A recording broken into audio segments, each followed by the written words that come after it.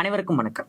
வெல்வது நிச்சயம் 2025 அப்படிங்கிற title free classes and test series அப்படிங்கிறத ப்ரொவைட் பண்ணும். ஸோ அதுபடி 12th பொலிட்டிக்கல் சயின்ஸ் புக்ல இருக்கக்கூடிய ஒவ்வொரு லெசன்ஸாக நம்ம வீடியோஸாக பார்த்துட்டு இருந்தோம். ஸோ லாஸ்ட் வீடியோவில் 12th பொலிட்டிக்கல் சயின்ஸ் புக்குடைய 6th லெசன் நம்ம கம்ப்ளீட் பண்ணிருக்கோம். ஸோ இந்த வீடியோவில் 7th லெசன் தேச கட்டமைப்பின் சவால்கள் அப்படின்னு சொல்லிட்டு சேலஞ்சஸ் இன் நேஷன் பில்டிங் அப்படிங்கிற லெசன் நம்ம பார்ப்போம். ஓகேங்களா? ஸோ இந்த லெசன்லையும் ஸ்டார்டிங் இருக்கக்கூடிய கான்செப்ட் அப்படிங்கிறது நமக்கு சிலபஸ் இல்லை, அதனால வேண்டாம். டைரக்டா பார்த்தீங்க அப்படின்னா சுதேச அரசுகள் அப்படின்னு சொல்லிட்டு பிரின்ஸ்லி ஸ்டேட்ஸ் அப்படின்னு சொல்லிட்டு ஒரு டாபிக் இருக்கும். ஸோ அதுல இருந்து இந்த லெசன் நம்ம ஸ்டார்ட் பண்ணிடுவோம். ஓகேங்களா? ஸோ இந்தியாவில் சுதேச அரசுகள். ஸோ சுதந்திரத்துக்கு முன்னாடி, அதாவது இப்போ இந்தியாவில் பார்த்தீங்கன்னா 28 ஸ்டேட்ஸ் அண்ட் 8 யூனியன் டெரிட்டரிஸ், 28 மாநிலங்களும் 8 யூனியன் பிரதேசங்களும் இப்போ இந்தியாவில் இருக்காங்க இல்லைங்களா? பட் ஆனா இதுக்கு முன்னாடி பாத்தீங்க அப்படின்னா இந்தியாவை பொறுத்த வரைக்கும் ப்ராவின்சஸ் அண்ட் பிரின்ஸ்லி ஸ்டேட்ஸ், அதாவது மாகாணங்கள் அப்படின்னும் பிரின்ஸ்லி ஸ்டேட்ஸ் சொல்லக்கூடிய சமஸ்தானங்கள் அப்படின்னு பாத்தீங்க அப்படின்னா ரெண்டு மெயின் டிவிஷன்ஸா பிரிஞ்சிருந்தாங்க. ஓகேங்களா? ஸோ ப்ராவின்சஸ் அப்படின்னு சொல்லும்போது they were under the direct control of the British, ஆங்கிலேயருடைய நேரடி கட்டுப்பாட்டில் இருந்த பகுதிகளாக இருந்தது. நேரடியாக ஆங்கிலேயர்களால் நிர்வாகம் பண்ணக்கூடிய பகுதிகள் அப்படிங்கிறது மாகாணங்கள் அப்படின்னு சொல்லியிருந்தாங்க. ஓகேங்களா? ஸோ எதர் கவர்னர் ப்ராவின்சஸ், மாகாணங்கள் அப்படின்னு சொல்லும்போது ஒன்னா ஆளுநருக்கு கீழே நிர்வாகம் பண்ணுவாங்க, அப்படி இல்லை அப்படின்னா சீஃப் கமிஷனர் அப்படின்னு சொல்லக்கூடிய தலைமை ஆணையருக்கு கீழே அந்த பகுதிகள் அப்படிங்கறத நிர்வாகம் செஞ்சாங்க. ஓகேங்களா? எது எப்படியோ நிலப்பரப்புல ரொம்ப பெரியதாகவும் ரொம்ப முக்கியமான பகுதிகளையும் ப்ராவின்சஸ், மாகாணங்கள் அப்படின்னு சொல்லி அடையாளப்படுத்தி பிரிட்டிஷ் ரூல் பண்ணிட்டு இருந்தாங்க. ஸோ அப்படி இந்தியாவில் பாத்தீங்க அப்படின்னா நியர்லி 15 ப்ராவின்சஸ், 15 மாகாணங்கள் அப்படிங்கிறது இருந்துச்சு. ஓகேங்களா? அடுத்தது பிரின்ஸ்லி ஸ்டேட்ஸ் அப்படின்னு சொல்லக்கூடிய சமஸ்தானங்கள் அல்லது சுதேச அரசுகள் அப்படின்னு சொல்லலாம். ஸோ சமஸ்தானங்கள் அப்படின்னு சொல்லும் போது which were ruled by the local rulers, ஓகேங்களா? சிற்றரசர்களால் ஆட்சி செய்யப்பட்ட பகுதிகளாக தான் இந்த சமஸ்தானங்கள் அப்படிங்கிறது இருந்துச்சு. ஓகேங்களா? which were ruled by the local rulers, அதாவது அந்த பகுதியை சார்ந்த நேட்டிவ் ரூலர்ஸ் என்ன பண்ணுவாங்க, அந்த பகுதியை நிர்வாகம் பண்ணுவாங்க. பட் ஆனா இயர்லி ஒன்ஸ் டாக்ஸ் பே பண்ற மாதிரி, இயர்லி ஒன்ஸ் இல்ல 6 months ஒன்ஸோ டாக்ஸ் பே பண்ணக்கூடிய அதிகாரம் அப்படிங்கிறது யாருக்கு போகும் அப்படின்னா பிரிட்டிஷ்க்கு போகும். பட் அந்த பகுதிகளை பிரிட்டிஷ் இன்டைரக்டா ரூல் பண்ணிட்டு இருந்தாங்க. But which was under the control of the native rulers, அதான் பிரின்ஸ்லி ஸ்டேட், சமஸ்தானங்கள் அப்படின்னு சொல்லுவாங்க. ஸோ அப்படி இந்தியா சுதந்திரம் அடையும் போது இந்த மாகாணங்களும் சமஸ்தானங்களும் என்ன ஆகும் அப்படிங்கிற ஒரு கொஸ்டின் அப்படிங்கிறது அரை சேர்ந்து. ஓகேங்களா? ஸோ அப்பதான் பாத்தீங்க அப்படின்னா இந்தியா 1947, 1947 ஓகேங்களா, by the Indian independence act, இந்திய சுதந்திர சட்டம் அப்படிங்கிறது போடப்படுது. ஓகேங்களா? அந்த இந்தியன் இண்டிபெண்டன்ஸ் ஆக்ட் அப்படிங்கிறத கொண்டு வந்த வைஸ்ராய் யார் அப்படின்னா மவுண்ட் பேட்டன். ஓகேங்களா? ஸோ அதனாலேயே அதை நம்ம என்னன்னு சொல்லுவோம் அப்படின்னா மவுண்ட் பேட்டன் பிளான் அப்படின்னு சொல்லுவோம், மவுண்ட் பேட்டன் திட்டம் அப்படிங்கிற நேம்ல சொல்லுவோம். ஓகேங்களா? அதுதான் இந்தியன் இண்டிபெண்டன்ஸ் ஆக்ட் 1947. ஸோ இந்த இந்தியன் இண்டிபெண்டன்ஸ் ஆக்ட் 1947 படி என்ன பண்றாங்க, இந்த ப்ராவின்சஸ் அண்ட் பிரின்ஸ்லி ஸ்டேட்ஸ், மாகாணங்களுக்கும் சமஸ்தானங்களுக்கும் ஆப்ஷன்ஸ் கொடுக்குறாங்க. ஓகேங்களா?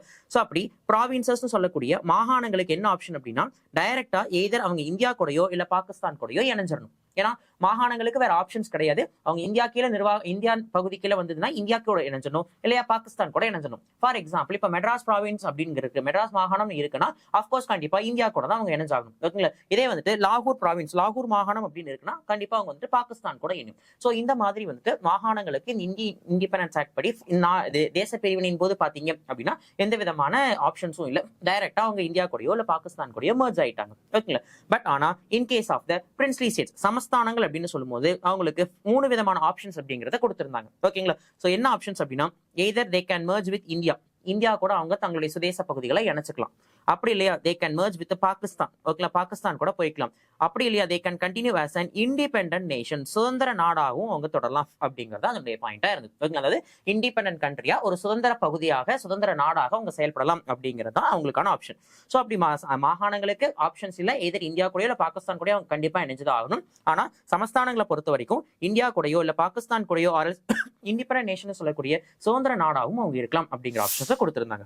சரி, ஏன் சமஸ்தானங்களுக்கு இப்படி ஒரு ஆப்ஷனை கொடுத்திருக்காங்க அப்படின்னா ஆரம்பத்துல இருந்தே, that is 1946, 1946 while we are making the constituent assembly, இந்தியாவுக்கு ஒரு கான்ஸ்டிடியூஷன் வேணும் அப்படிங்கிறதுக்காக கான்ஸ்டிடியூண்ட் அசம்பிளின்னு சொல்லக்கூடிய அரசியல் நிர்ணய சபை அப்படிங்கிறத நம்ம உருவாக்குறோம். அந்த அரசியல் நிர்ணய சபையிலேயே இனிஷியலா பங்கெடுக்கிறதுக்காக இந்த பிரின்ஸ்லி ஸ்டேட்ஸ் சொல்லக்கூடிய சமஸ்தான உறுப்பினர்கள் இருந்தாலும் பிற்காலத்துல விலகி இருந்திருப்பாங்க. ஏன்னா சுதந்திரத்துக்கு பிறகு அவங்களுடைய ஆட்சி அதிகாரங்கள் பறி போயிடும் அப்படிங்கிற ஒரு பயம். ஏன்னா சுதேச அரசுகளா அவங்க தன்னுடைய பகுதியை நிர்வாகம் பண்ணிட்டு இருந்தாங்க. ஆனா சுதந்திரத்துக்கு பிறகு கான்ஸ்டிடியூஷன் நடைமுறைக்கு வந்துச்சு அப்படின்னா India will become a democratic country, India ஒரு மக்களாட்சி நாடா மாறிடும்.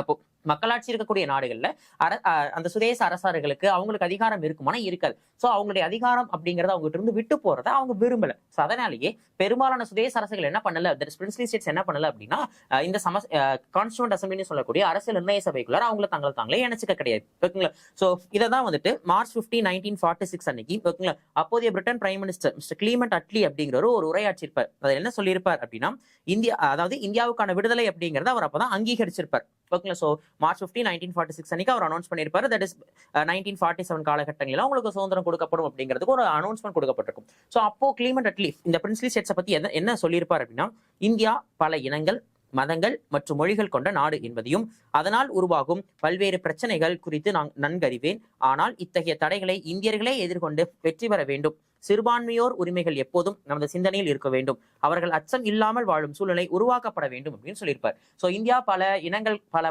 மொழி, பல மதங்களை கொண்டிருக்கக்கூடிய கண்ட்ரி. ஸோ கண்டிப்பா இந்தியாவில பிரச்சனைகள் வரும். அப்படிப்பட்ட பிரச்சனைகள் வரும்போது இந்தியர்களே தான் அதை எதிர்த்து போராடணும் அப்படின்னும், மெயினா சிறுபான்மைன்னு சொல்லக்கூடிய மைனாரிட்டிஸுடைய ரைட்ஸ் இந்த இடத்துல ப்ரொடெக்ட் பண்ணப்பட வேணும் அப்படிங்கிறதும் கிளீமெண்ட் அட்லியினுடைய முக்கியமான ஒரு வாதமாக அந்த டைம்ல இருந்துச்சு. ஏன்னா தேசத்தை கட்டமைக்கணும் அப்படிங்கிற ஒரு முடிவு எடுக்கும் போது அப்ப அங்கங்க இருக்கக்கூடிய சமஸ்தானங்கள், சுதேச அரசர்கள் அதுக்கு எதிர்ப்பு தெரிவிக்கிறாங்க போது அது ஒரு மிகப்பெரிய ஒரு சவாலான ஒரு விஷயமாவே தான் இருந்தது. சோ இந்த டைம்ல தான் 1947 1947 ஏப்ரல் மாசம் பாத்தீங்க அப்படின்னா சுதேச அரசுகள் ஒருங்கிணைப்பு பேச்சுவார்த்தை அப்படிங்கிறது மேற்கொள்ளப்பட்டது. அதாவது பிரின்ஸ்லி ஸ்டேட்ஸை இந்தியா கூட இணைக்கலாம். ஏன்னா ப்ராவின்சஸ் பிரச்சனை கிடையாது. ஆனா பிரின்ஸ்லி ஸ்டேட்ஸை பொறுத்த வரைக்கும் இந்தியா கூட இணைக்கிறதுக்கோ இல்ல பாகிஸ்தான் கூட இணைக்கிறதுக்கான பேச்சுவார்த்தையை தொடங்கணும் அப்படின்னு சொல்லிட்டு 1947 இதை தொடங்கினாங்க. ஓகேங்களா. சோ தேச கட்டம் இந்த மாதிரியான பிரச்சனை உருவாகும் போது, இந்த நேஷன் பில்டிங், அதாவது தேசத்தை கட்டமைக்கிற மாதிரியான விஷயங்கள் உருவாகும் போது நாட்டுல ஆங்காங்க பாத்தீங்க அப்படின்னா மதக்கலவரம், தேச பிரிவினை, அகதிகள் பிரச்சனை போன்ற பல பிரச்சனைகளையும் எதிர்கொள்ள வேண்டியதாகவே இருந்துச்சு. ஓகேங்களா. சோ இந்த சுச்சுவேஷன்ல தான் 1947 1947 இந்தியா சுதந்திரம் அடையுது. சுதந்திரம் அடைஞ்சதுக்கு பிறகு சர்தார் வல்லபாய் பட்டேல் அப்படிங்கிறவர் இந்தியாவுடைய முதல் துணை பிரதமராகவும் ஃபர்ஸ்ட் ஹோம் மினிஸ்டர், முதல் உள்துறை அமைச்சராகவும் பதவியேற்கிறார். அப்ப இந்தியாவுடைய முதல் துணை பிரதமராகவும் முதல் உள்துறை அமைச்சராக இருந்தவர் யார் அப்படின்னா சர்தார் வல்லபாய் பட்டேல். ஓகேங்களா. சோ அப்போ அவர் பதவியேற்ற உடனேயே 565 ஓகேங்களா 565 பிரின்ஸ்லி ஸ்டேட்ஸோடையும் இந்தியா கூடயோ இல்ல பாகிஸ்தான் கூட இணைக்கிறதுக்கான அந்த பேச்சுவார்த்தை அப்படிங்கிறத தொடங்குறாங்க. இதுக்கு ரொம்ப உதவியா இருந்தவர் யார் அப்படின்னா அவருடைய செக்ரட்டரியாக இருந்த VP மேனன் அப்படிங்கிற உதவியா இருந்தார். ஏன்னா கடைசி இந்தியா சுதந்திரம் வாங்கும் போது கடைசி 3 வைஸ்ராய் இன்க்ளூடிங் லார்ட் மவுண்ட் பேட்டனோட சேர்ந்து கடைசி 3 வைஸ்ராய்களோடையும் பயணிச்ச அனுபவம் அப்படிங்கிறது இந்த VP மேனன் அப்படிங்கிறவருக்கு இருந்தது. சோ அதனாலேயே வல்லபாய் பட்டேலுடைய செக்ரட்டரியா இந்த VP மேனன் இருந்தார். சோ சர்தார் வல்லபாய் பட்டேல், VP மேனன் இவங்க ரெண்டு பேருமே பாத்தீங்க அப்படின்னா ஃபர்ஸ்ட் கான்ஸ்டியூண்ட் அசம்பிளி, அரசியல் நிர்ணய சபைக்குள்ளார இந்த பிரின்ஸ்லி ஸ்டேட் சமஸ்தானங்கள் சொல்லக்கூடிய சுதேச அரசுகளை இணைக்கிறதுக்கான பணியில் ஈடுபட்டாங்க. முதல்ல இணைய மறுத்தாங்க. கடைசியா வேற வழி இல்லை அப்படின்னு சொல்லிட்டு சுதேச அரசுகள் உள்ளுக்குள்ளார இணைய ஆரம்பிச்சிட்டாங்க. ஓகேங்களா. சோ அப்படி கொஞ்சம் கொஞ்சமா பல சுதேச அரசுகள் என்ன பண்ண ஆரம்பிச்சாங்கன்னா தங்களுடைய முடிவுகளை மாத்திட்டாங்க. ஏன்னா சுதந்திர நாடா இருக்கணும் தானே எல்லாரும் விரும்புனாங்க. அவங்களுடைய அதிகாரம் பறி போயிடும் அப்படின்னு சொல்லிட்டு. But Sardar Vallabhbhai Patel and VP Menon போன்றவர்களுடைய முயற்சியினுடைய விளைவு என்னாச்சு அப்படின்னா ஒரு சில சமஸ்தானங்கள் இந்தியா கூடனும் ஒரு சில சமஸ்தானங்கள் பாகிஸ்தான் கூடனும் இணைஞ்சுக்கிறதுக்கு ஒப்புதல் அப்படிங்கிறத கொடுத்துட்டாங்க.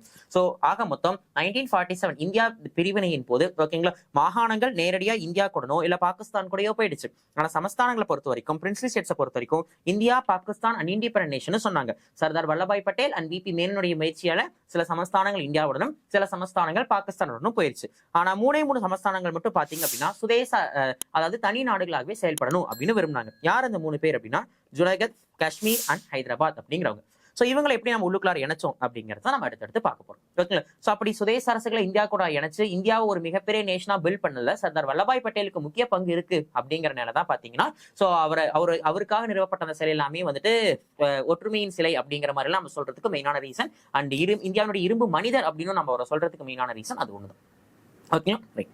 நெக்ஸ்ட் ஜுனகத். சோ அப்படி 3 சமஸ்தானங்கள் மட்டும் இந்தியா கூடயோ இல்ல பாகிஸ்தான் கூட இணைய மறுத்திருப்பாங்க. சோ அதுல ஃபர்ஸ்ட் நம்ம பார்க்கக்கூடியது யார் அப்படின்னா ஜுனகத். சோ இந்த ஜுனகத் அப்படிங்கிறது எந்த பகுதியில் இருக்கு அப்படின்னா that is presently it is located இன் குஜராத். ஓகேங்களா. சோ குஜராத்தினுடைய கடற்கரை பகுதியில் இருக்கக்கூடியதான் இந்த ஜுனகத் அப்படிங்கிற இந்த ரீஜன், அதாவது இந்த ஏரியா. ஓகேங்களா. ரைட். சோ அப்போ இந்த ஜுனகத் அப்படிங்கறத யார் ரூல் பண்ணாங்க அப்படின்னா நவாப் அல்லது அவரின் திவானா இருக்கக்கூடிய ஷானவாஸ் அப்படிங்கிறவரால நிர்வாகம் பண்ணப்பட்டது. யார் அந்த ஷானவாஸ் அப்படின்னா பாகிஸ்தானுடைய முன்னாள் அதிபர் ஜுல்பிகார் அலி பூட்டோவினுடைய தந்தை. ஓகேங்களா. சோ பாகிஸ்தானுடைய முன்னாள் அதிபர் ஜுல்பிகார் அலி பூட்டோனுடைய தந்தை தான் வந்துட்டு ஷானவாஸ். அவர் தான் வந்துட்டு he was a nawab of Junagadh. ஜுனகத்துடைய நவாப்னு சொல்லலாம், அல்ல ஜுனகத்துடைய திவான் அப்படிங்கிற டேர்ம்லயும் நம்ம அவரை சொல்லலாம். ஓகேங்களா. சோ பெரும்பாலும் அவர் ஜுனகத் என்ன பண்ணணும்னு நினைச்சார்னா he wish to be merged with Pakistan கூட அதை இணைக்கணும் அப்படிங்கறத தான் அவர் விரும்பினார். ஓகேங்களா. பட் ஆனா சுத்தி இருக்கக்கூடிய பகுதிகள் எல்லாமே இந்தியாவுடைய பகுதிகளா இருக்கு. அண்ட் அது மட்டும் இல்லாம இந்த ஜுனகத்துல இருக்கக்கூடிய பெரும்பாலான மக்களும் யாரா இருக்கிறாங்க அப்படின்னா ஹிந்துக்களா இருக்காங்க. ஓகேங்களா. பட் இதையும் மீறி ஓகேங்களா, ஆகஸ்ட் 15, 1947 அன்னைக்கு திவான் என்ன பண்ணிட்டார் அப்படின்னா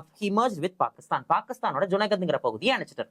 சுத்திய இந்தியன் டெரிட்டரி, அந்த ஒரு ரீஜன் மட்டும் பாகிஸ்தானோட இணையுது. ஆனா அங்க இருக்கக்கூடிய மக்கள் முழுக்க முழுக்க யாரா இருக்காங்கன்னா இந்துக்களா இருக்காங்க. ஓகேங்களா, சோ ஆனா அதையும் மீறி August 15, 1947 he merged Junagadh with Pakistan. ஓகேங்களா, சோ இதுக்கு பொதுமக்கள் பயங்கரமா எதிர்ப்பு தெரிவிக்கிறாங்க, பயங்கரமான போராட்டங்கள் அப்படிங்கிறது நடக்குது. ஓகேங்களா, ஜுனகத் பகுதியை இந்தியாவோட இணைக்கணும் அப்படின்னு சொல்லிட்டு நிறைய எதிர்ப்பு அப்படிங்கிறது தெரிவிக்கிறாங்க. ஓகேங்களா, சோ இந்த போராட்டத்துடைய விளைவா திவான் தன்னுடைய குடும்பத்தினோட எங்க தப்பிச்சு போயிட்டார் அப்படின்னா பாகிஸ்தானுக்கு தப்பிச்சு போயிட்டார். ஐ மீன் பாகிஸ்தான்ல இருக்கக்கூடிய கராச்சிக்கு தப்பிச்சு போயிட்டார். அன்னைக்கு பாகிஸ்தானுடைய தலைநகர் கராச்சி தான். அதுக்கப்புறமே தான் இஸ்லாமாபாத் அப்படிங்கிறது மாறி இருக்கும். ஓகேங்களா, சோ அங்க இருந்து தன்னுடைய குடும்பத்துடனும் அங்க ஜுனகத்தில் இருக்கக்கூடிய செல்வங்கள் எல்லாத்தையும் எடுத்துட்டு என்ன பண்ணிட்டார் அப்படின்னா he escaped to பாகிஸ்தானுடைய கேபிட்டலா இருந்த கராச்சிக்கு போயிட்டார். ஓகேங்களா, அதுக்கு பிறகு அங்க என்னாச்சு அப்படின்னா வாக்கெடுப்பு அப்படிங்கிற ஒன்று நடத்தப்பட்டது. அது இங்கிலீஷ்ல என்ன சொல்லுவாங்க அப்படின்னா பிளெபிசைட் அப்படின்னு சொல்லுவாங்க. அங்க இருக்கக்கூடிய மக்கள் கிட்ட வாக்கெடுப்பு நடத்தினாங்க சர்வதேச அளவில். அங்க இருக்கக்கூடிய பெரும்பாலான மக்கள் இந்தியா கூட தான் தங்களை இணைக்கணும் அப்படின்னு சொன்னனால ஜுனகத் அப்படிங்கிற பகுதி இந்தியாவோட இணைச்சிட்டாங்க. ஓகேங்களா, அப்ப ஜுனகத் இந்தியாவோட எப்படி வந்திருக்கும் அப்படின்னா பை ஓட்டிங், பை பிளெபிசைட் அப்படின்னு சொல்லக்கூடிய வாக்கெடுப்பின் மூலியமாக இந்தியாவுடன் ஜுனகத் அப்படிங்கிற பகுதி இணைக்கப்பட்டிருக்கும். அதுக்கு அடுத்தது ஹைதராபாத். சோ ஹைதராபாத் அப்படிங்கிறது சென்ட்ரல் சவுத் இந்தியாவினுடைய ஏரியா, ஒட்டுமொத்த தென்னிந்தியாவினுடைய மையப்புள்ளியா இருக்கிறதா ஹைதராபாத். சோ அந்த ஹைதராபாத் அப்படிங்கிறத யார் ரூல் பண்ணாங்க அப்படின்னா நிசாம். ஓகேங்களா, சோ அவங்க தான் ரூல் பண்ணி இருந்திருப்பாங்க. ஓகேங்களா, சோ முஸ்லீம்கள் அல்லாதோர் பெரும்பான்மையினராக இருந்தனர். ஓகேங்களா, சோ நிசாம் ரூல் பண்ணியிருந்தாலும் ஹைதராபாத்ல முஸ்லீம் அல்லாத மத்த ரிலீஜனை சேர்ந்தவங்களும் பெரும்பான்மையானவங்க இருந்தாங்க. ஓகேங்களா, பட் அதனாலேயே ஹைதராபாத்துக்கு வந்துட்டு டொமினியன் அந்தஸ்து வழங்க முடியாது அப்படின்னு சொல்லிட்டு இந்தியாவுடைய கடைசி வைஸ்ராயா இருந்தால் அவர் மவுண்ட் பேட்டன் சொல்லியிருப்பார். ஓகேங்களா, சோ அப்ப டொமினியன் அந்தஸ்து அப்படின்னா என்ன அர்த்தம் அப்படின்னா அதாவது பிரிட்டிஷனுடைய காமன்வெல்த் கூட்டமைப்பில் தன்னாட்சி அரசாக விளங்கும் நிலையை குறிப்பதாகும். தட் இஸ் பிரிட்டிஷனுடைய காமன்வெல்த் அப்படிங்கிறது ஒரு குரூப் ஆஃப் கண்ட்ரிஸ். எந்தெந்த கண்ட்ரிஸ்லாம் பிரிட்டிஷுக்கு கீழே அடிமையா இருந்ததோ அந்த நாடுகள்லாம் ஒரு இண்டிபெண்டன்ட் கண்ட்ரி ஆனதுக்கு பிறகு ஒரு குரூப்ல ஃபார்ம் ஆயிருப்பாங்க. அதுதான் காமன்வெல்த் கண்ட்ரிஸ்னு சொல்லுவாங்க. அப்படி இந்தியாவும் காமன்வெல்த் நாடுகளுடைய பட்டியலில் இருக்கும். ஓகேங்களா, சோ அப்படி அந்த காமன்வெல்த் நாடுகளுடைய பட்டியலை இணையணும்னா சுதந்திர நாடா இருக்கணும். ஆனா மவுண்ட் பேட்டன் என்ன பண்ண மாட்டேன்ட்டாரு. சோ அதுல முஸ்லீம் பீப்புள்ஸ் தவிர மற்ற ரிலீஜன்ஸ் பீப்புளுடைய பாப்புலேஷனும் இருக்கு. சோ அதனாலேயே அந்த நிசாமுடைய கோரிக்கை நிராகரிச்சு நான் டொமினியன் அந்தஸ்து ஹைதராபாத்துக்கு கொடுக்க மாட்டேன் அப்படின்னு சொல்லிட்டார். ஓகேங்களா, அப்போ ஹைதராபாத் அப்ப பாத்தீங்க அப்படின்னா காசிம் ரஷ்வி அப்படின்னு சொல்லக்கூடிய ஒரு மதவாத தலைவருடைய செல்வாக்குக்கு நிஜாம் அடிமைப்பட்டிருந்தார். ஹைதராபாத்துடைய நிஜாமா இருந்தவர். ஓகேங்களா, காசிம் ரஷ்வி அப்படின்னு சொல்லக்கூடிய ஒரு மதவாத தலைவருக்கு கீழே ஒரு மதவாத தலைவருடைய சொல் பேச்சை கேட்டு செயல்பட்டு இருந்தார். ஓகேங்களா, சோ அப்போ ஆயுதம் தாங்கிய இந்தேகத் உல் முசல்மான் அப்படிங்கிற அமைப்பின் தலைவராகவும் அந்த ரஷ்வி இருந்தார். சோ ரஷ்வி மதவாதத்தின் தலைவர், அது மட்டும் இல்லாம இந்தேகத் உல் முசல்மான் அப்படிங்கிற ஒரு ஆயுதம் ஏந்திய கூட்டமைப்புக்கும் தலைவர். சோ இந்த ரஷ்மியினுடைய பேச்சுக்கு கீழே தான் யார் செயல்பட்டு இருந்தா ஹைதராபாத்துடைய நிஜாம் செயல்பட்டு இருந்தார். ஓகேங்களா, சோ அப்படி இந்த இந்தேகத் உல் முசல்மான் அப்படிங்கிற அந்த அமைப்பை சேர்ந்தவங்களை ரசாக்கர் அப்படின்னு சொல்லுவாங்க. இது மட்டும் இல்லாம 1943ல அந்த நிசாம் என்ன பண்றாரு அப்படின்னா கம்யூனிஸ்ட் கட்சி மீது இருந்த தடையையும் நீக்கிறார். சோ அப்போ கம்யூனிஸ்ட் கட்சிகளுக்கு தடை இருந்தது, போராட்டம் நடத்துவதற்கு, வன்முறையில் ஈடுபடுவதற்கு சில கட்டுப்பாடுகள் தடை இருந்தது, அதையும் நிசாம் நீக்கிறார். சோ அப்ப ஹைதராபாத் நிசாம் ரொம்ப வீக்கா இருந்தாரு. ஓகேங்களா, சோ ரஷ்மி அப்படின்னு சொல்லக்கூடிய ஒரு மதவாத செல்வாக்கு பெற்ற ஒரு தலைவர், அண்ட் தென் இந்தேகத் உல் முசல்மான் அப்படிங்கிற ஒரு ஆயுதம் தாங்கி ஒரு கூட்டமைப்பினுடைய தலைவருக்கு கீழே அவர் சொல் பேச்சை கேட்டு செயல்பட்டு இருந்தாரு. சோ கம்யூனிஸ்ட் கட்சிக்கு வழங்கப்பட்டிருந்த தடையை நீக்கிறாரு. ஓகேங்களா, இதெல்லாம் என்னாச்சு அப்படின்னா பின்னாடி அந்த ரசாக்கார்களுக்கும் கம்யூனிஸ்டுகளும் இணைந்து ஹைதராபாத்ல ஒரு மிகப்பெரிய வன்முறையில் ஈடுபட ஆரம்பிச்சாங்க. ஓகேங்களா, அந்த சோ இதனால நிறைய ரயில் வண்டிகள் எல்லாம் தாக்கப்பட்டது, பொதுமக்கள் இயல்பு வாழ்க்கை அப்படிங்கிறது கடுமையா பாதிக்கப்பட்டது. இதனுடைய விளைவுதான் சோ ஹைதராபாத் நிலைமையை கட்டுக்குள்ள கொண்டு வரதுக்கு செப்டம்பர் 1948 ஓகேங்களா, சோ இந்திய ராணுவம் ஹைதராபாத்துக்குள்ள நுழைந்து அந்த கலவரத்தை அடக்கிது. ஓகேங்களா, அப்ப கம்யூனிஸ்ட் கட்சியும் ரசாக்கர்களும் இணைந்து ஹைதராபாத்ல ஏற்பட்ட அந்த ஒரு வன்முறை அப்படிங்கறத ஒடுக்கிறதுக்காக மக்கள் என்ன பண்ண ஆரம்பிச்சாங்க, ஐ மீன் இந்திய ராணுவம் வந்துட்டு ஹைதராபாத்குள்ள போக ஆரம்பிச்சது. ஓகேங்களா, சோ அந்த ராணுவத்தினுடைய நடவடிக்கையின் மூலமா ஹைதராபாத் அப்படிங்கிறது இந்தியா கூட இணைக்கப்பட்டது. ஓகேங்களா, சோ நிஜாமுக்கு அதற்கு பிறகும் பாத்தீங்க அப்படின்னா நிஜாமுக்கு ஏராளமான செல்வமும் சலுகைகளும் கூட அளிக்கப்பட்டது அப்படின்னு சொல்றாங்க. அப்போ ஜுனகத் அப்படிங்கிறது பிளெபிசைட்னு சொல்லக்கூடிய வாக்கெடுப்பு மூலியமா இணைக்கப்பட்டதுதான். ஹைதராபாத் அப்படிங்கிறது பை போலீஸ் ஆக்ஷன், அதாவது ராணுவ நடவடிக்கையின் மூலியமாக இந்தியாவுடன் இணைக்கப்பட்ட பகுதியாக இருந்தது. ஓகேங்களா, சோ தெலுங்கானாவில் நில உரிமையாளருக்கு எதிராக கம்யூனிஸ்டுகள் கிளர்ச்சி செய்தனர். அதுக்கு பிறகு அந்த ஹைதராபாத்தை உள்ளடக்கி இருக்கக்கூடிய அந்த தெலுங்கானா பகுதியில நில உடைமையாளருக்கு எதிராக கம்யூனிஸ்ட் கட்சிகள் கிளர்ச்சி செய்தனர். இதனாலேயே வினோபாபாவை ஆரம்பிச்ச பூமி தானம் இயக்கம் அப்படிங்கிறது தொடங்கப்பட்டது. அப்ப பூமி தானம் என்றால் அதிகமான நிலம் வைத்திருப்போரிடம் கோரிக்கை வைத்து தானமாக நிலம் பெறுவதாகும். ஓகேங்களா, சோ பூதான் மூமெண்ட் அப்படின்னு சொல்லுவாங்க. சோ அதாவது அதிகப்படியான நிலம் யார்கிட்ட இருக்கோ அவங்ககிட்ட இருந்து நிலங்கள் எல்லாத்தையுமே பிரிச்சு என்ன பண்ணுவாங்க, நிலம் இல்லாதவர்களுக்கு கொடுப்பாங்க. ஓகேங்களா, சோ காந்தியினுடைய சீடரான வினோபாபாவே அப்படிங்கிறவர் இந்த திட்டத்தை ஆரம்பித்து அதன் மூலம் பல நிலங்கள் மற்றும் நிலமற்ற விவசாயிகளுக்கு வழங்கினார் அப்படிங்கிறத இந்த இடத்துல முக்கியமான பாயிண்ட். ஓகேங்களா. ஸோ அப்போ பின்னாடி அந்த பூதான் மூமெண்ட் சொல்லக்கூடிய பூபிதான் இயக்கம் தோன்றுவதற்கு முக்கியமான காரணமா எது இருந்தது அப்படின்னா இந்த ஹைதராபாத் அப்படிங்கிற பிரின்ஸ்லி ஸ்டேட் இருந்ததுன்னு சொல்லலாம். ஓகேங்களா. ஸோ அப்போ ஜுனகத்தை பிளபிசைட் சொல்லக்கூடிய வாக்கெடுப்பு மூலியமா உள்ள இணைச்சோம் அப்படின்னா ஹைதராபாத்தை போலீஸ் ஆக்ஷன் மூலியமா நம்ம உள்ளுக்குள்ளார இணைச்சிருப்போம். நெக்ஸ்ட் ஜோத்பூர் அப்படிங்கிற அரசு சுதேச அரசும் முதல்ல பாத்தீங்க அப்படின்னா இந்தியாவோட இணைவதாக தான் இருந்துச்சு. ஓகேங்களா. ஆனா ஹன்வந்த் சிங் அப்படிங்கிறவர் புதுசா அந்த அரசினுடைய தலைமை பொறுப்பு ஏற்ற உடனே அவர் என்ன பண்ணிட்டார் அப்படின்னா பாகிஸ்தான் கூட இணையணுங்கிற முடிவை எடுத்தார்.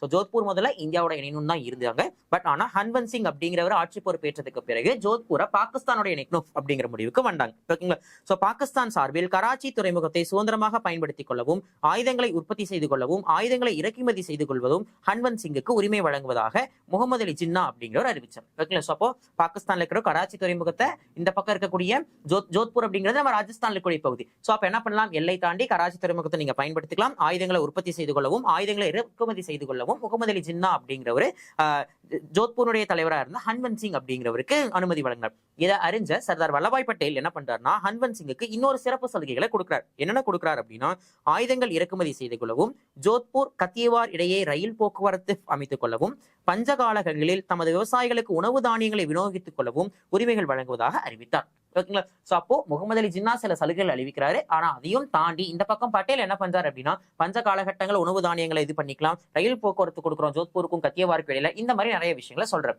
சோ அது மட்டும் இல்லாம ஜோத்பூர்ல இருந்த பெரும்பாலான மக்கள் இந்துக்களாகவும் இருக்கிறாங்க. இதனாலேயே அந்த ஹன்வந்த் சிங் என்ன பண்றாரு அப்படின்னா ஓகே நம்ம ஜோத்பூரை வந்துட்டு இந்தியா கூட இணைச்சுக்கலாம் அப்படின்னு சொல்லிட்டு இந்த சலுகைகள் எல்லாத்தின் அடிப்படையில ரொம்ப அமைதியான முறையில பீஸ்ஃபுல் நெகோசியேஷனுடைய முறையில ஜோத்பூர் அப்படிங்கிறது இந்தியாவுடன் இணைக்கப்பட்ட பகுதியா மாறுச்சு. ஓகேங்களா.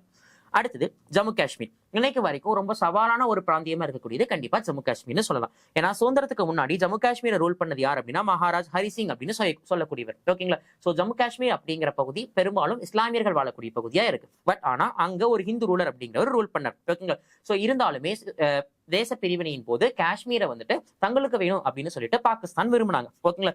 அதன் அடிப்படையில் ஆனா பாகிஸ்தானை ரூல் பண்ண ஹரிசிங் என்ன சொல்றாரு அப்படின்னா காஷ்மீர் அப்படிங்கிறது ஒரு இண்டிபெண்டன்ட் கண்ட்ரியா சுதேச அரசாகத்தான் செயல்படும் அப்படிங்கிற விஷயத்துல உறுதியா இருந்தார். சோ அதன்படி ஆகஸ்ட் 15, 1947 அன்னைக்கு மகாராஜா ஹரிசிங்கினால் முன்மொழியப்பட்ட நிரந்தர ஒப்பந்தமானது பாகிஸ்தானில் மக்கள் குடியேறவும் பொருள்களை கொண்டு செல்லவும் அனுமதி அளித்தது. சோ சுதேச அரசா தான் ஜம்மு காஷ்மீர் கண்டினியூ பண்ணாங்க. ஓகேங்களா. ஹரிசிங் மன்னர் என்ன பண்ணிட்டாரு அப்படின்னா சுதேச அரசாவே இருக்கிறோம்னு சொல்லிட்டாங்க. சரி நாமளும் விட்டோம். ஆனா ஆகஸ்ட் 15, 1947 அன்னைக்கு அவர் ஒரு ஒப்பந்தம் போறாரு.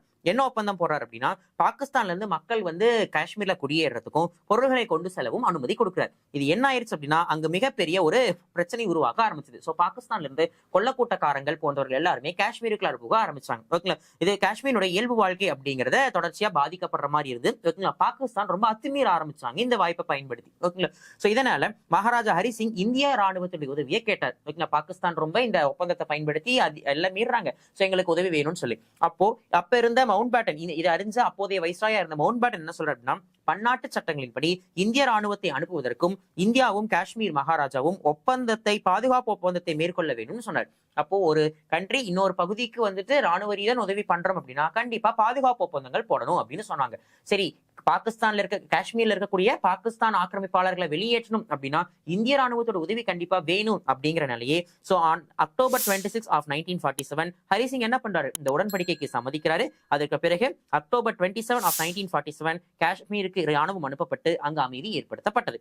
அப்போ காஷ்மீர் அப்படிங்கிறது எப்படி இந்தியாவுடன் இணைக்கப்பட்டது அப்படின்னா பை இன்ஸ்ட்ருமெண்ட் ஆஃப் அக்சஷன் அப்படின்னு சொல்லக்கூடிய ஒப்பந்தத்தின் மூலம் இந்தியாவுடன் இணைக்கப்பட்டது. ஓகேங்களா. சோ அப்போ ஜுனகத்தை வாக்கெடுப்பு மூலியமாகவும் ஹைதராபாத்தை ராணுவ நடவடிக்கையின் மூலியமாகவும் ஜோத்பூர் அமைதியான முறையிலையும் காஷ்மீரை வந்துட்டு ஒப்பந்தத்தின் மூலியமாகவும் உள்ள இணைச்சதுக்கு பிறகுதான் காஷ்மீருக்குன்னு சொல்லி தனி சிறப்பு அந்தஸ்து அப்படின்னு சொல்லிட்டு ஆர்டிகல் 370 370 அப்படிங்கறத உருவாக்கி ஜம்மு காஷ்மீருக்கு ஒரு ஸ்பெஷல் ஸ்டேட்டஸை கொடுத்து சோ இந்தியாவோட ஒரு பகுதியாக அதை வச்சிருந்தோம். பட் இருந்தாலும் சில விஷயங்கள் அவங்க இண்டிபெண்டன்டாவே செயல்படுற மாதிரி இருந்தது. ஓகேங்களா. சோ பட் அது எல்லாத்தையும் அபாலிஷ் பண்ற மாதிரி தான். So on August 6 of 2019 so August 16, 2019 மத்திய அரசு என்ன பண்ணிட்டாங்க காஷ்மீருக்கு வழங்கியிருந்த சிறப்பு அந்தஸ்து 370 ரத்து பண்ணி இனி காஷ்மீர் இந்தியாவுடைய ஒருங்கிணைந்த பகுதி அப்படின்னு சொல்லிட்டு என்ன பண்றாங்கன்னா which was merged to the integrated India. ஓகேங்களா. சோ இப்படிதான் சுதேச அரசுகள் அப்படிங்கிறது கொஞ்சம் கொஞ்சமா இந்தியாவுடன் இணைக்கப்பட்டது.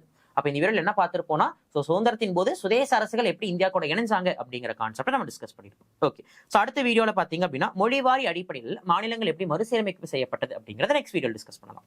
Thank you all.